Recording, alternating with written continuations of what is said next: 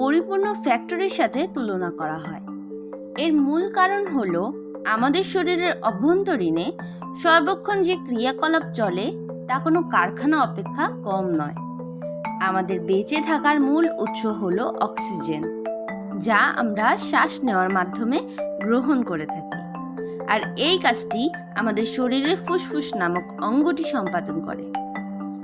আজ আমরা মানবদেহের শ্বাসক্রিয়া অর্থাৎ ব্রিদিং সিস্টেম নিয়ে আলোচনা করব। এই বিষয়টি জানার জন্য অনেকেই আগ্রহী ছিলেন, অর্থাৎ আজকের ভিডিওটি একটি রিকোয়েস্টেড ভিডিও, তাই ভিডিওটি শেষ পর্যন্ত মনোযোগ সহকারে দেখতে থাকুন। আজ আমরা অনেক কিছু জানতে চলেছি।